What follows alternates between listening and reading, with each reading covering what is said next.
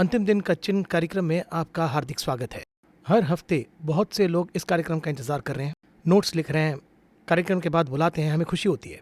आज भी ब्रदर जगन आए हैं। आइए let's find out another important treasure on understanding the end times. Brother Jagan, welcome to the programme. धन्यवाद। हर एक हफ्ते में इस ट्रेजर को खोद के निकालने जैसा मुझे फील हो रहा है। आप इस कार्यक्रम को कैसे देखते हैं? मुझे बड़ी खुशी होती है कि ये एक बात बहुत से लोगों तक पहुंचे, ये प्रभु की कृपा है। इसी विषय पर 10 लोगों को भी बताए तो उसमें भी हमें खुशी होती है, और यही विषय 10,000 लोगों तक पहुंचाए तो अलग खुशी है। और यही बात अगर परमेश्वर 10 लाख लोगों तक पहुंचाते हैं तो निश्चय मुझे इसके बारे में और खुशी है। बहुत से लोग इसके बारे में फीडबैक देते हैं। मैं हमेशा कहता हूँ अच्छा बनने के लिए किसी के काम में आना ज़रूरी है। करेक्ट। जब हम किसी के काम में आए पता चले तो खुशी होती है। जर्नलिज्म में एक बड़ा टॉपिक है, it's not about who they say और it's not about who says what, it's not about when they say, it's all about why they say. ऐसा कहते हैं। ये जर्नलिज्म में एक टॉपिक है। मैंने इसे पढ़ाया है कि क्यों और किस लिए कहते हैं। अंतिम दिन का चिन्ह कार्यक्रम में हम लगातार 2 मुख्य पात्रों को देख रहे हैं। एक है द बुक ऑफ डैनियल, दूसरा the book of apostle John revelation. ये दोनों किताबें एक मुख्य एस्पेक्ट है to understand the present, the past and the future. Why does God want to reveal? अगर ऐसा पूछा जाए तो प्रभु जो रिवील कर रहे हैं वो बहुत ही सेलेक्टिवली और उनके बहुत ही चाहते लोगों को ही रिवील कर रहे हैं, मुख्य विषयों को। इस विषय को आप किस नजरिए से देख रहे हैं? आपने अभी जो कहा उसे आत्मिक रूप में लेते हैं। हाँ, किसने कब कहा और क्या कहा से जरूरी है। राइट। क्यों क्यों कह रहे हैं? कहा, मतलब व्हाई दे आर ये सेइंग, व्हाई इज बहुत दैट? महत्वपूर्ण है। यहाँ सुसमाचार में हनोक के समय के बारे में बताया है। उन्होंने कहा, यानी वो कहते रहें और 1400 साल तक ये सब लोग कहते रहें। यानी सभी लोगों ने एक ही विषय के बारे में बताया, सोल विनिंग और अनंत जीवन पाने के बारे में। यानी इन लोगों को चुन के उस समय परमेश्वर ने जो काम करवाए वो उसकी उनका प्लान, योजना थी। और उसमें जो महत्वपूर्ण जगह थी वो तो दानियल और यूहन्ना को मिली। बहुत ही मुख्य, बहुत ही महत्वपूर्ण जगह मिली। बाकी चीज़ें महत्वहीन है ऐसी बात नहीं, लेकिन ये हमारा दृष्टिकोण है। यानी देखिए, मैं अक्सर कहता हूँ कि यदि किसी को एक्शन में दिलचस्पी होती है तो उन्हें उस तरह की फिल्में बहुत पसंद आती हैं। साइंस फिक्शन देखने वालों को वैसी फिल्में पसंद आती हैं, उन्हें एक्शन पसंद नहीं आती है इस तरह से। यानी अंतिम समय के बारे में जब हम चर्चा कर रहे हैं, इसलिए हमारे लिए ये किताबें बहुत महत्वपूर्ण हैं। यीशु जब पहली बार आए तो वो एक शिशु के रूप में आए। उस समय यूहन्ना बपतिस्मा दाता ही मुख्य व्यक्ति था, तो सभी का ध्यान उसी के ऊपर था। लेकिन यीशु के दूसरे आगमन पर दानियल और यूहन्ना बताते हैं, इसलिए ये बहुत ही महत्वपूर्ण है। तो इसी तरह से हमारे ज़माने में मुख्य मुद्दे हमें यहीं से मिलते हैं। जी हाँ। इसे एक और एंगल से मैं ये एक सवाल करना चाहता हूँ। डैनियल अगर समझ में आए तो ही रेवलेशन समझ में आएगा, ऐसा बहुत से रिसर्च स्कॉलर्स कह रहे हैं, बाइबल टीचर्स कह रहे हैं, और हम भी उसे पढ़ रहे हैं। प्रभु ने ऐसा क्यों किया? उसका कोई कारण हो सकता है क्या? परमेश्वर के बारे में यानी प्रभु के बारे में जब भी हम कभी कुछ कहते हैं, पौलुस कहता है उसके ज्ञान की कोई सीमा नहीं है। उसका जो ज्ञान है वो तो सच में बहुत ही असीम है। ऐसे वो कहता है, इस्राएल को बचाए, यानी हमें बचाए और इस्राएली लोगों को बचाए, इसके लिए एक समय है। यानी हर एक पीढ़ी को इसमें लेकर आने के लिए उसकी पिछली पीढ़ी में परमेश्वर कुछ करते हैं। यानी इस तरह से इस्राएली लोगों की पीढ़ी के लिए दानियल को, और हमारी पीढ़ी को भीतर लाने के लिए यूहन्ना को। यानी ये दोनों लोग स्वर्ग के राज्य में आएंगे। कौन? यानी इस्राएली लोग और हम लोग। इस्राएली लोग दानियल को फॉलो करते हैं तो हम यूहन्ना को फॉलो करते हैं। लेकिन ये दोनों जो हैं वो तो एक सिक्के के 2 पहलू हैं। इसमें से अगर एक भी ना हो तो हमारे लिए ठीक नहीं है। कुछ लोग कहते हैं कि दानियल ही काफ़ी है, यूहन्ना की ज़रूरत नहीं। तो कुछ लोग ये कहते हैं नया नियम आ गया है तो पुराना नियम नहीं चाहिए। तो हम सिर्फ इतना ही कहते हैं कि बाइबल के बारे में उनकी समझ तो कम है। इसमें कोई भी किताब उसकी ज़रूरत नहीं है ऐसी नहीं है। यहाँ इसका होने के लिए उद्देश्य पर्पस है। यानी इसी तरह से दानियल की लिंक यहाँ पर है। मैं कहता हूँ दानियल में अगर कोई लॉक लगा है तो उसकी चाबी यूहन्ना में है, यूहन्ना में अगर कोई लॉक लगा है तो चाबी दानियल में है। क्या इसे इस तरह से कहना सही होगा क्या? डैनियल को समझे बिना रेवलेशन को पढ़ेंगे तो एक भाग ही समझ में आएगा, ये कहना सही होगा क्या? दानियल को पढ़े बिना अगर आप यूहन्ना का प्रकाशित वाक्य पढ़ते हैं तो आप समझ नहीं पाएंगे। समझेंगे।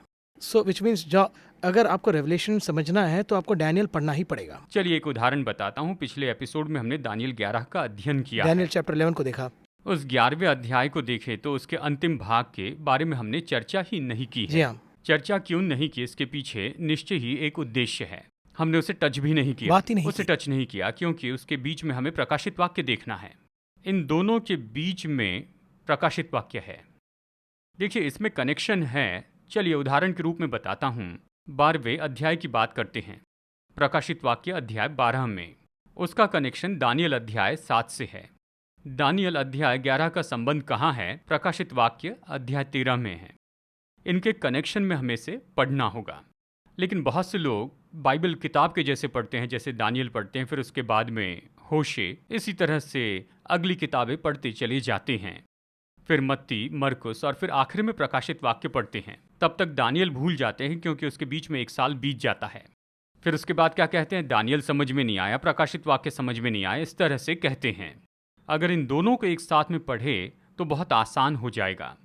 इसी तरह से अगर इब्रानियों की पत्री को लय व्यवस्था के साथ जोड़ कर पढ़े तो ये समझना आसान अच्छा। होगा।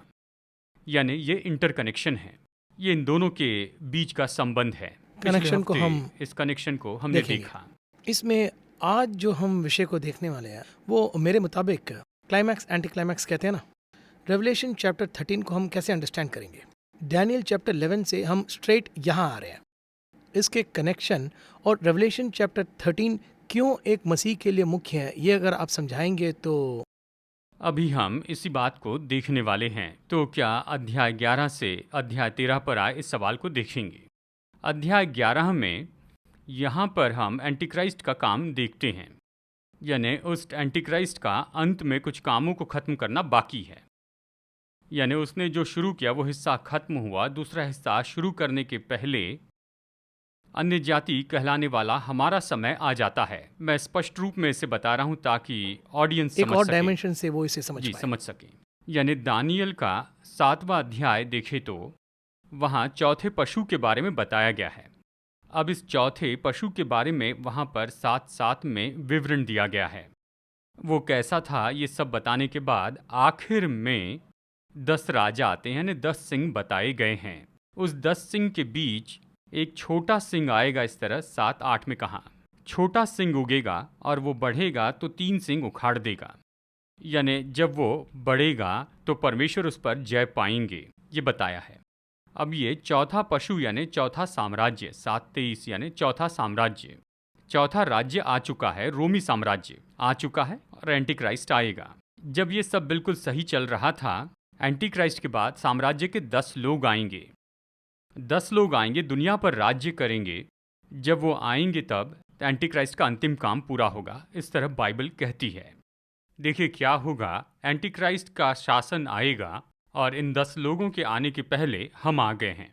परमेश्वर का प्लान, उनका मास्टर प्लान। हम आ गए। हमारे आने के कारण ये जो बाकी 10 लोगों का जो राज्य था, यानी ये 10 राजा कौन है, उनके बाद आने वाला एंटीक्राइस्ट कौन है, वो क्या करेगा, उसके बाद क्या होगा, ये सब बाकी है। ये सब अध्याय 13 में है।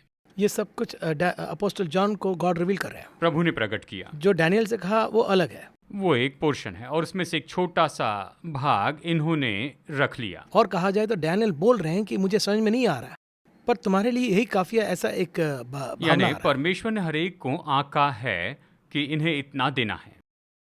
देखिए यहाँ नए नियम में एक खास बात बताई गई है।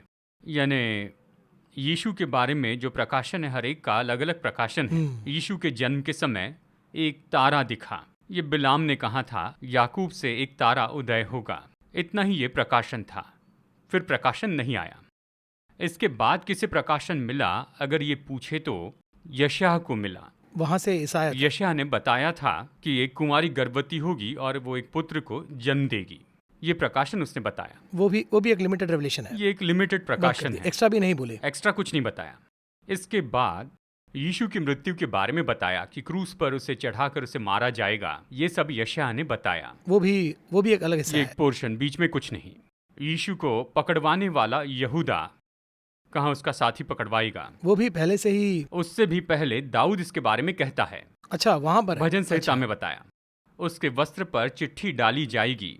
ये दाऊद ने कहा, ठीक है ना, यीशु क्रूस पर चढ़ाए जाएंगे, वहां वो मरेंगे।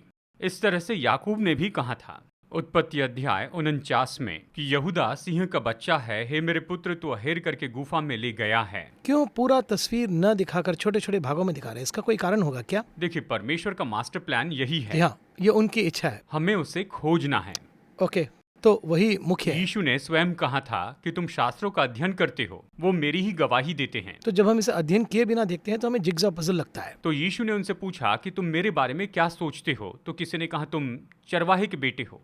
उनका नजरिया। तो दूसरा कहता है भविष्यवक्ता। ओके। तो तीसरा कहता है मरा हुआ यूहन्ना बपतिस्मादाता एक जी लोग उठा। अपनी अपनी राय दे रहे हैं, यानी सब अपनी अपनी राय यहाँ पर बोल देते रहे हैं। हैं। इसलिए आखिर में वो पूछ रहे हैं आप क्या बोलना और चाहते फिर यहाँ पर पूछा जाए तो वो कहता है कि तुम परमेश्वर के पुत्र हो। और इस पर उसने कहा कि स्वर्ग से तुझे ये प्रकाशन मिला है। हैं? इसलिए तुम तुमने नहीं कहा, तुम्हें प्रकाशन मिला है। यीशु को अगर गौर से देखे तो ये समझेंगे। आश्चर्य की बात ये है, मरे हुए यीशु फिर से जी उठेंगे, इसका प्रकाशन अय्यूब ने पाया। वहाँ मेरा ओल्ड टेस्टमेंट छुड़ाने में। वाला जीवित है। यीशु मसीह वापस आएंगे, गवाहों को लेकर वापस आएंगे। वो वापस आएंगे, इसके बारे में हनोक ने बताया। हजारों हजार का न्याय करने के लिए परमेश्वर भूमि पर आएंगे। उसके पदचिन्ह यहाँ पर पाए गए हैं। ये प्रकाशन जकरिया के पास था, यानी वहां पर उसके पदचिन्ह पाए गए हैं। और उसके बाद में युद्ध होगा। इस युद्ध के बारे में जकरिया ने बताया है। तो इसे गौर से और ध्यान से देखने पर ही वो पूरी तरह हमें समझ में आए। जी हाँ, पुराना नियम इतना फैला हुआ है। देखिए, यहाँ पर दानियल ने बताया है और वहां पर यूहन्ना ने जॉन बताया। के पास है। हम पर एक बड़ी कृपा तो ये है, उनके पास तो केवल पुराना नियम था।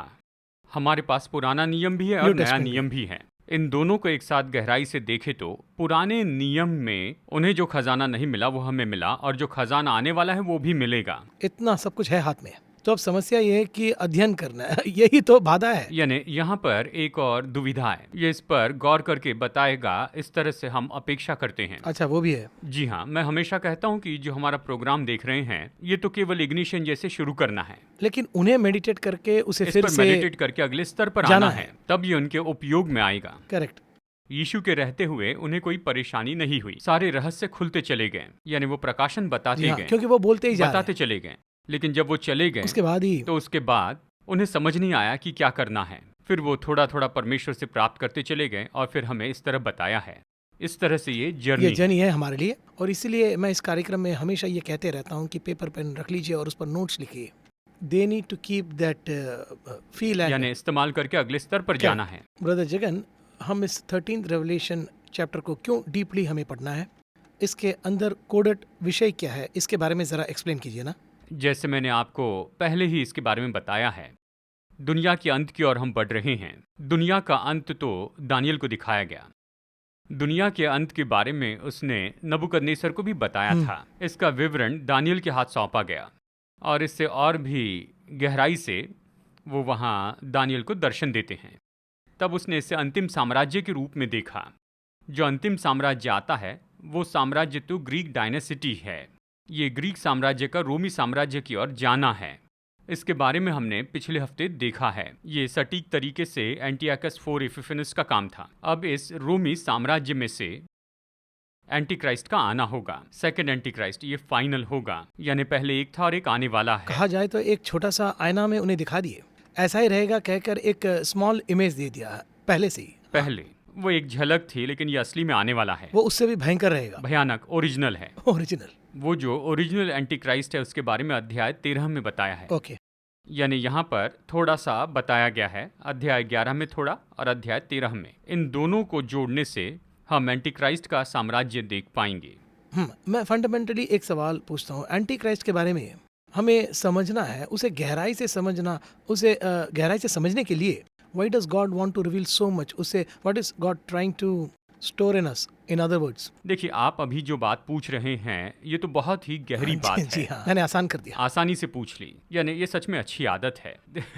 क्योंकि अब इस बाइबल में देखिए क्या हो रहा है। इसके पीछे एक आत्मिक जीवन है, आदम से लेकर अब तक। ये सब यहाँ इस एक सवाल में है। ओके। यानी देखिए, आदम को बनाया गया, उसने फल खाया, उसने गलती की। वहाँ पर हवा को देखकर परमेश्वर ने एक बात कही, तुम्हारे वंश और इसके वंश में बैर होगा। सर्प को देखकर परमेश्वर ने कहा, तेरे वंश और इसके वंश में बैर होगा। यहाँ पर स्त्री का वंश जो है वो तो यीशु मसीह है जो उसके द्वारा जन्मे हैं। तो सर्प की संतान कौन है? ये एक सवाल है ना। हम पहले भाग पर कॉन्सेंट्रेट करते हैं, सर्प की संतान कौन है। इसका जवाब है 2 थिस्सलुनीके 2:3 में, जब तक वो पाप का पुरुष अर्थात विनाश का पुत्र प्रकट न हो। इस तरह कहाँ है? अब पाप का पुरुष अर्थात विनाश का पुत्र कौन है? ये शैतान का पुत्र है। जिस तरह परमेश्वर के पुत्र यीशु मसीह आए, वैसे ही शैतान का पुत्र आएगा, यानी वो उसकी आत्मा में होकर आएगा और इन दोनों में युद्ध होगा। इस युद्ध के अंत में शैतान का जो पुत्र है, परमेश्वर का पुत्र उसे हराएगा। उस पर जय पाने के बाद परमेश्वर का पुत्र साम्राज्य स्थापित करेगा। ये सब उस एक वचन में है।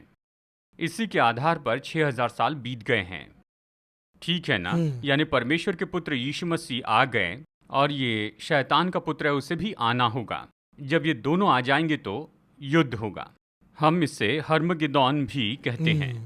यानी इन दोनों के बीच में और इन दोनों की पीढ़ी के बीच में ये शैतान और एंटी क्राइस्ट, यानी जो शैतान का पुत्र है और उसकी जो पीढ़ी है, इनका परमेश्वर के पुत्र और उसकी संतान के साथ में युद्ध होगा। अब हम परमेश्वर के बारे में कहते हैं।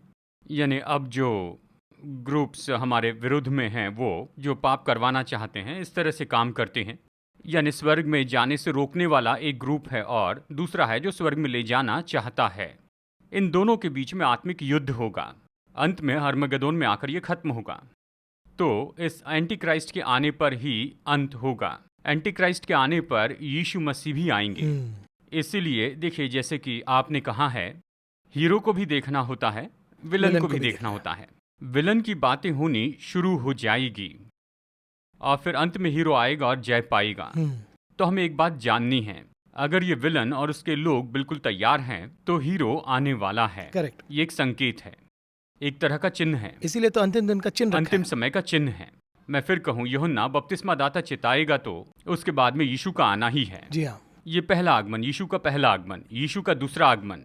उनके आने के पहले एक विलन आएगा। ये विलन एंटी क्राइस्ट है जो रास्ता बनाएगा। क्या वो ग्रुप आया है तो क्या कर रहा है, उस पर नजर रखना, यही हमारा काम है। देखिए, ये जो 13 चैप्टर है, इसके अंदर हम जब जाएंगे तो कैसे समझेंगे, जरा बताइए। यहाँ 13वें अध्याय में यहाँ कुल मिलाकर 10 राजा थे। अगर 13:1 में आप देखें, तब मैंने एक पशु को समुद्र में से निकलते देखा। एक ही वचन में उसने अच्छे से समझाकर बताया। हाँ, सागर ऐसा कहा गया है। ये खुद ही एक कोडेड भाषा में है। इस एक वचन में 7 की वर्ड हैं। इस एक लाइन में, यहाँ एक वचन में 7 चाबियां हैं। तब मैंने एक पशु को समुद्र में से निकलते, यानी वहां से आते देखा। ठीक है ना? जी हाँ। उसके 7 सिर थे। चौथी बात, उसके 10 सिंग थे। और फिर कहता है उसके सिंगों पर 10 राज मुकुट थे।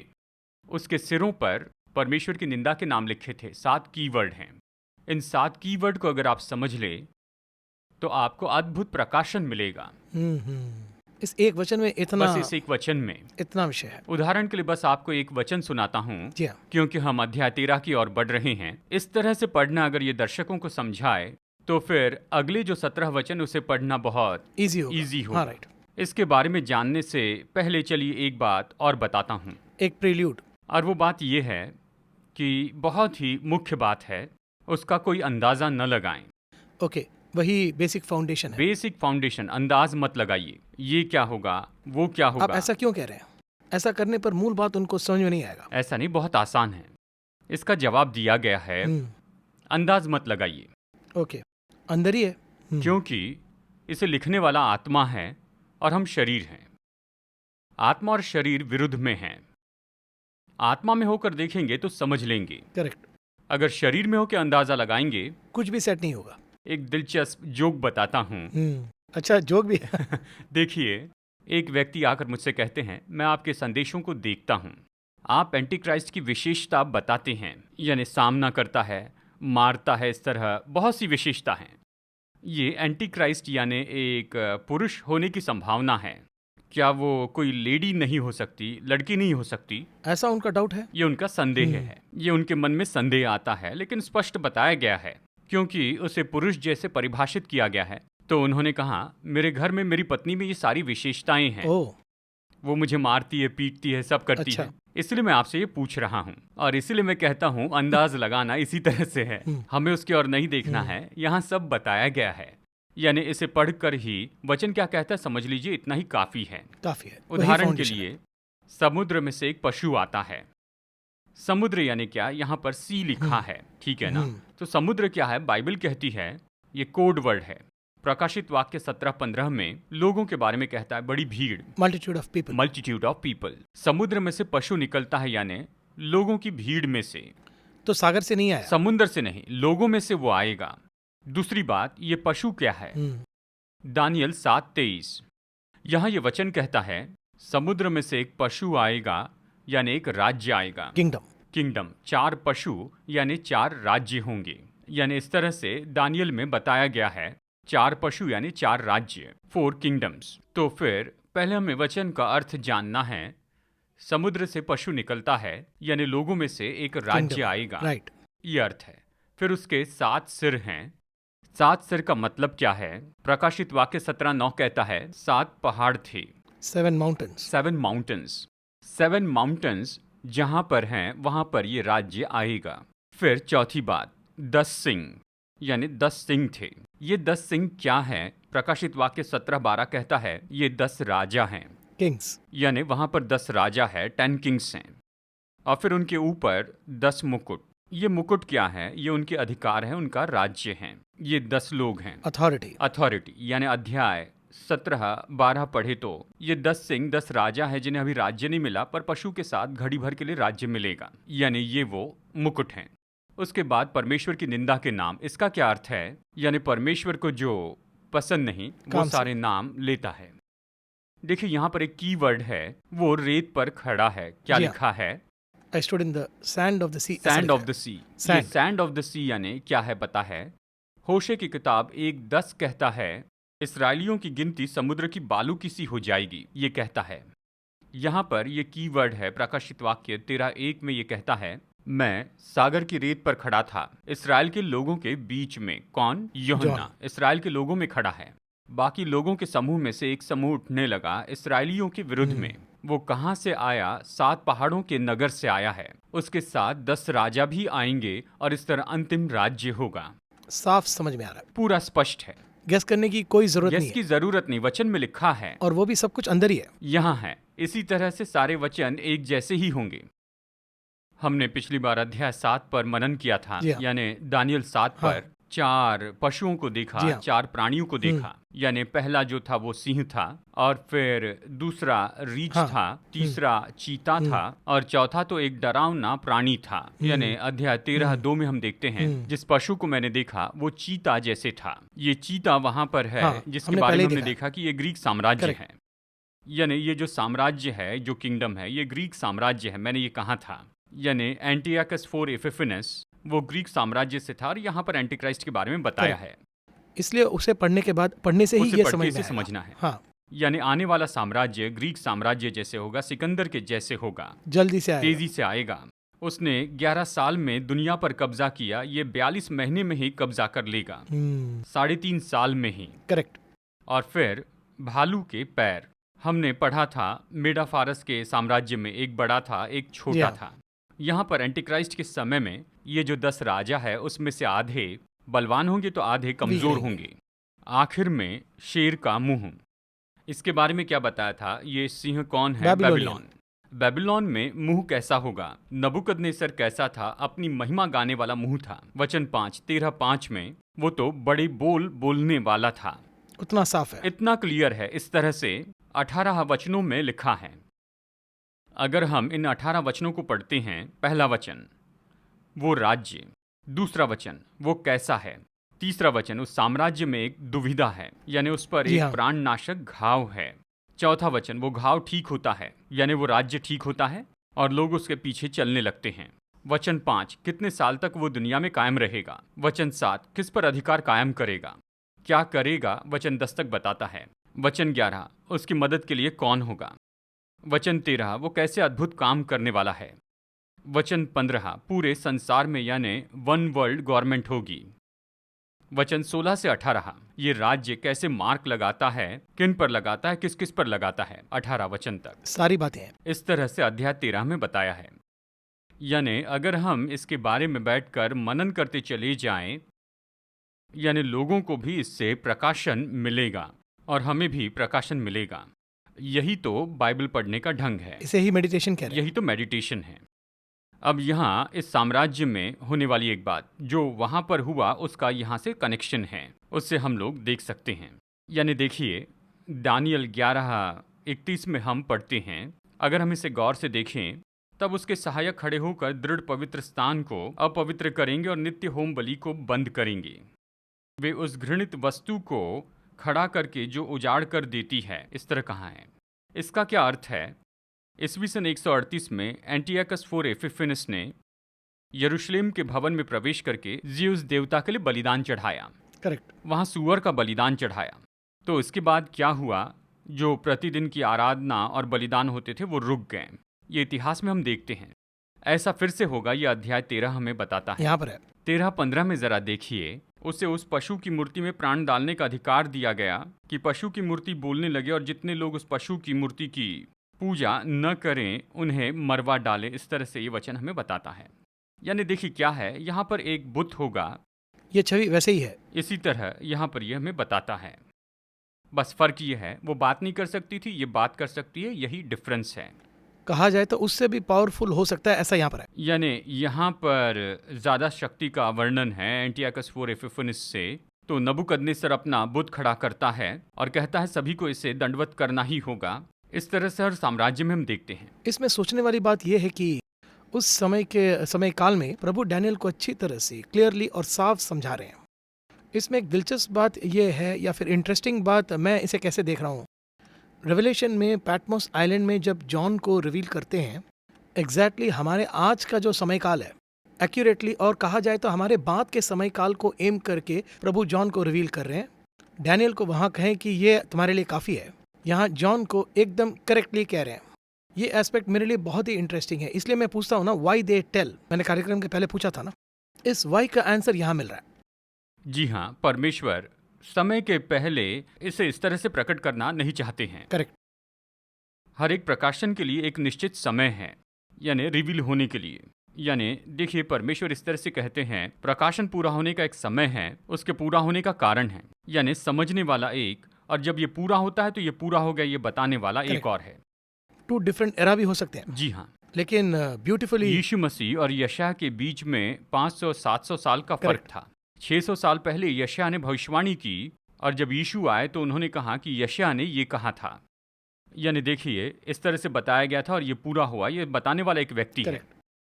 ये भी एक तरह का प्रकाशन है। जी हाँ, ये भी चाहिए और वो भी चाहिए। ये दोनों दानियल और यूहन्ना है। जी हाँ, ब्रदर जॉन, ब्रदर जगन, हमारा ये जो कार्यक्रम है, ये कार्यक्रम अभी समापन में है। मुझे नहीं लगा कि हम लोग कार्यक्रम के अंदर भी गए। नेक्स्ट प्रोग्राम में हम इस विषय को और थोड़ा सा डिकोड करेंगे। आज आखिर में इसे 30 सेकेंड्स में इस रेवलेशन 13 को हम अंडरस्टैंड करके, एक ही वचन में इतने सारे विषय हैं, तो मैं फंडामेंटली वापस वही सवाल करूंगा। जब हम मेडिटेट करते हैं, what should we do to make allow the Holy Spirit to talk to us, ये कहकर आप समाप्त कीजिए। अगले एपिसोड में हम इसे और डीप से देखेंगे। ये सवाल पुराना सवाल है। पुराना सवाल है। मेरे बार बार इसे पूछने का कारण, पुराना सवाल इसलिए कह रहा हूँ क्योंकि मैं पुराना जवाब देने वाला हूँ। ओ, पुराना जवाब बदला नहीं है। जवाब नहीं बदला। देखिए बात ये है, यानी देखिए, कुछ भी कहने के पहले ये बात हमारे दिमाग में होती है और इसी तरह से बहुत से लोगों ने ये कहा होगा। ये एक बात है, यानी पढ़ने पर उन्होंने कुछ समझा होगा। पशु यानी इसका कुछ अर्थ होता है। समुद्र मतलब सागर, ऐसे समझोगे। यानी इसका कुछ अर्थ होता है।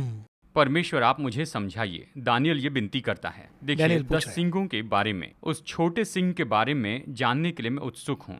सो एक request should come from the person. ये कहते ही दानियल के पास किसी ने आकर कहा कि परमेश्वर ने मुझे समझाने के लिए भेजा है। ओके, तो वही है यूएसपी। जी हाँ, इसी तरह से हमें भी कहना होगा।